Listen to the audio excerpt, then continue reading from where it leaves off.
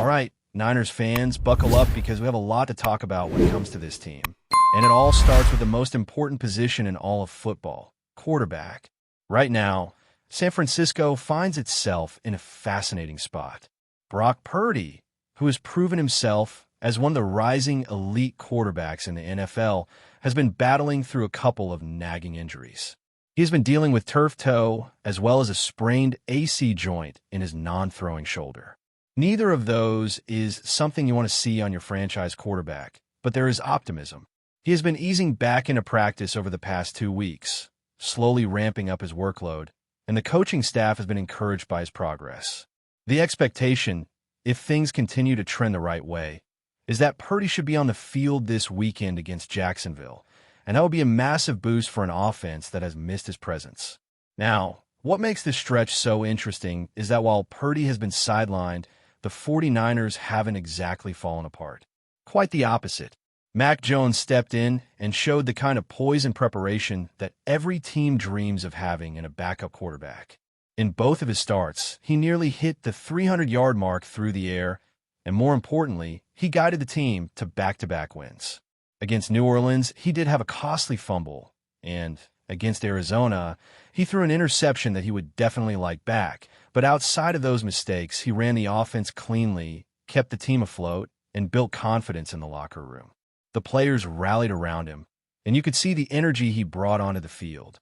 Jones has been overlooked, passed around, and doubted. But in San Francisco, under Kyle Shanahan, he looks like a quarterback who could revive his career. That is not easy to do when you have been discarded by teams like the Patriots and the Jaguars, but he is showing resilience. Still, let's make one thing clear. There is no quarterback controversy here. As good as Mac Jones has looked, and as much as he deserves credit for holding things together, this is Brock Purdy's team. He has earned that respect, and the offense is simply more dynamic when he is under center. General Manager John Lynch even said earlier this week that Purdy looks sharp in practice, moving around well, throwing with good rhythm, and showing encouraging signs in his rehab. The organization is optimistic, but they will continue to monitor how he responds to the increased workload. What complicates things just a little bit is that Jones also tweaked his knee against Arizona, the same knee he hurt earlier in the preseason. He practiced this week, which points to him being available, but it adds another wrinkle to this quarterback storyline. Regardless of which quarterback takes the field, the challenge waiting on the other sideline is no joke. The Jacksonville Jaguars defense is for real. Through the first 3 games of the season, they have racked up 9 takeaways, already matching their total from all of last year. That includes 7 interceptions, and their secondary has been flying around, making life miserable for opposing quarterbacks. Edge rusher Josh Allen is playing at an incredibly high level with a pressure rate that ranks among the best in the league, and if he ends up lined up against Trent Williams or Colton McKivitz, that is going to be a battle worth watching. On the other side, Trayvon Walker continues to develop, looking stronger and more polished every season. With Anthony Campanile calling the shots as defensive coordinator, Jacksonville has become aggressive, opportunistic, and fundamentally sound. They are allowing very few points, ranking top 10 in multiple defensive categories, and this is the kind of unit that can flip a game in a hurry if you are careless with the football. That brings us to one of the glaring issues for San Francisco, the red zone. It has been a problem dating back to last year, and it has continued to haunt this offense through the first 3 weeks. Part of it comes down to the offensive line. When the field shrinks inside the 20-yard line, you have to be able to run the ball with authority, and the 49ers simply have not. The guard play has been inconsistent. Christian McCaffrey has been stuffed too many times on short runs, and the line has failed to create space in those crucial moments. 13 carries in the red zone for just 7 yards from McCaffrey is a stat that cannot continue if this team wants to be a serious contender. The offensive line must elevate its play because Jacksonville's defensive front will not forgive mistakes.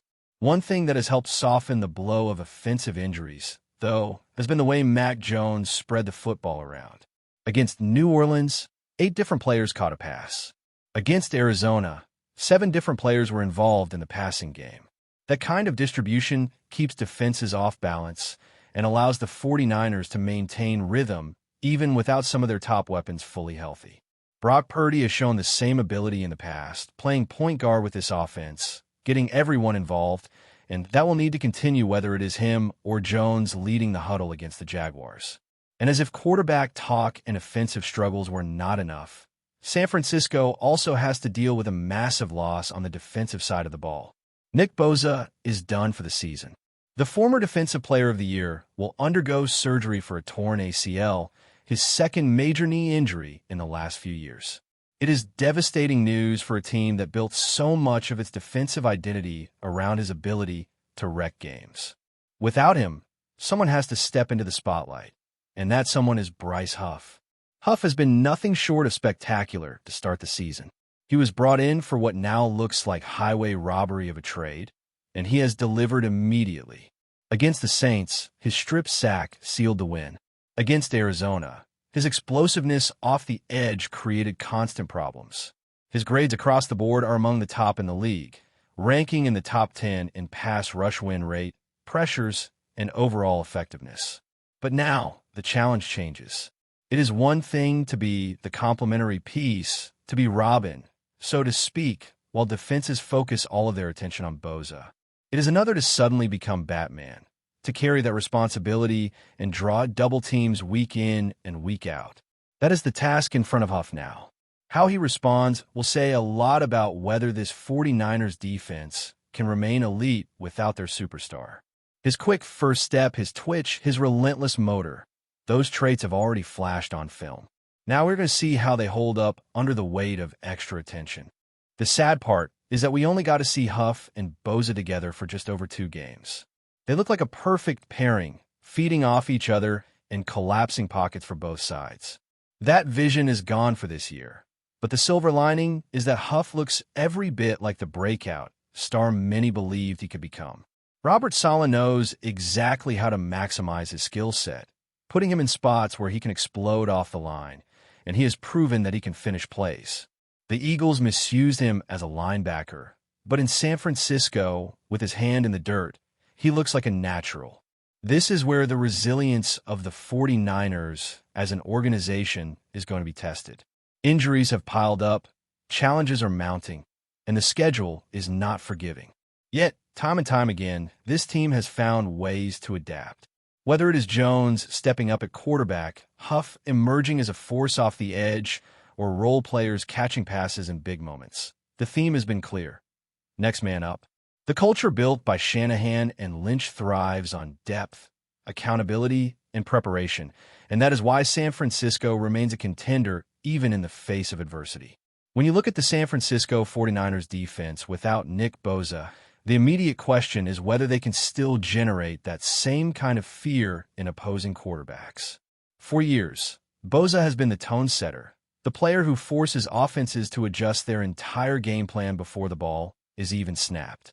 Now, that responsibility shifts heavily onto Bryce Huff. What stands out about Huff is not just the numbers, though his advanced grades and win rates are among the best in the league, but the way he attacks every snap.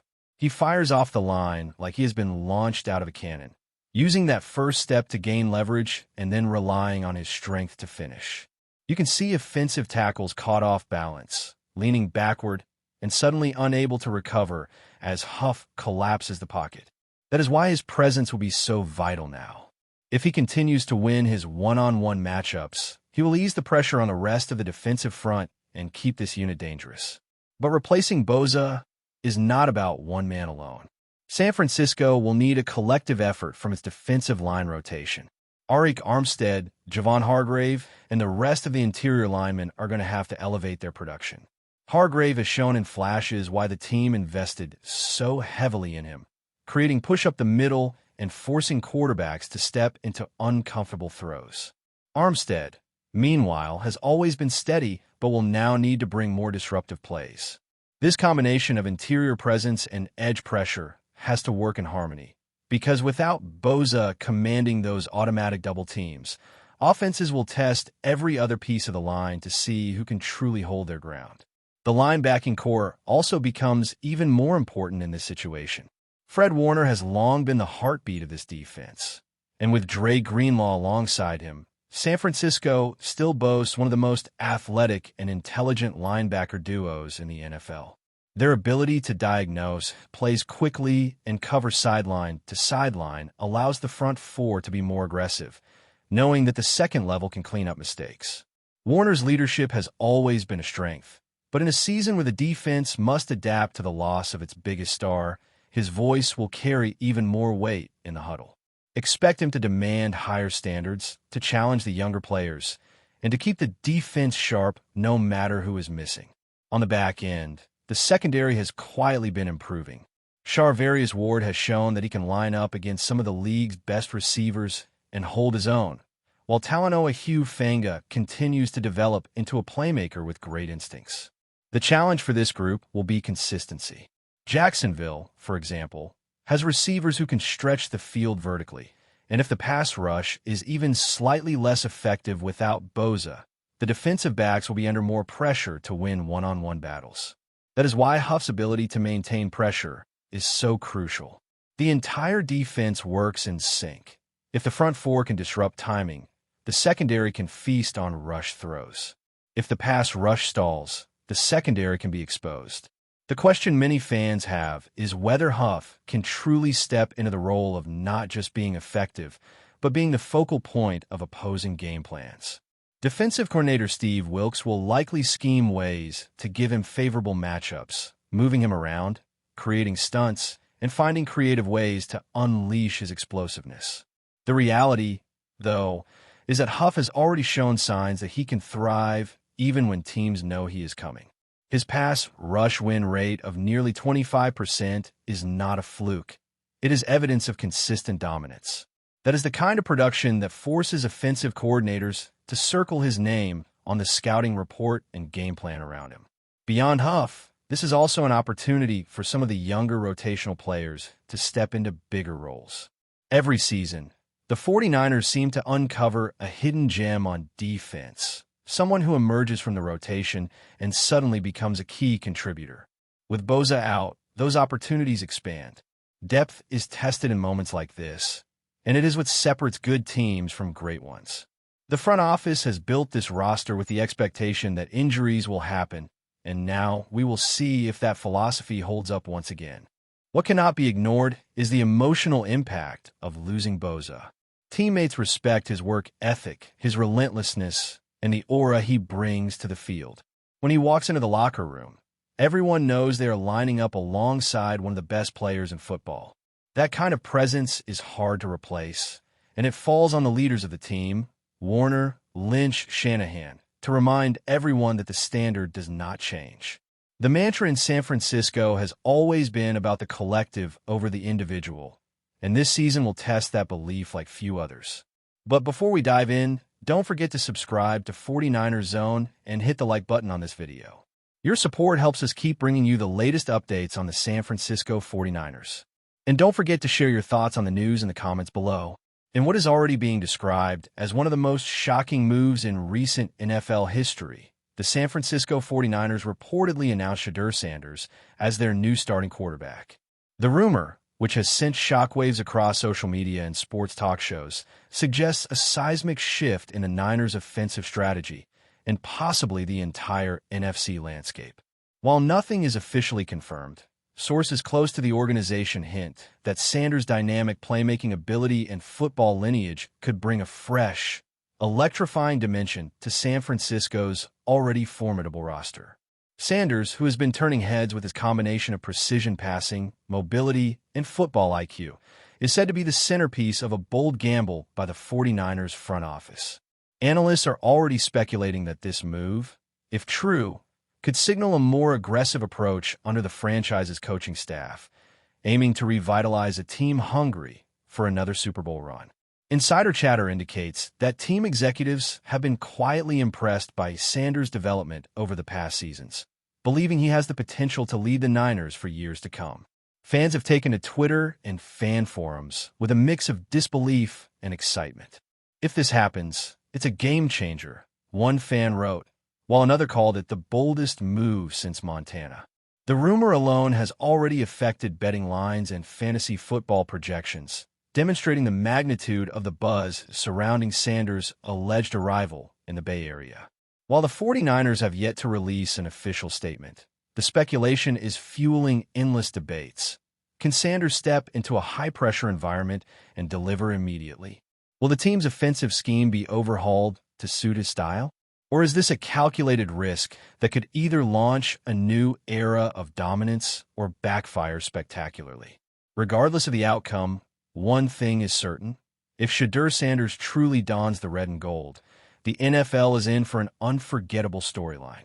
Until official confirmation, fans and pundits alike will be hanging on every whisper from Santa Clara, eager to see whether this rumor transforms into one of the most talked-about quarterback moves in recent memory. That's it for this update. If you enjoyed the video and want to keep receiving exclusive news about the San Francisco 49ers, make sure to subscribe to 49ers Zone and give this video a like. We always look forward to hearing your comments and opinions. See you in the next video.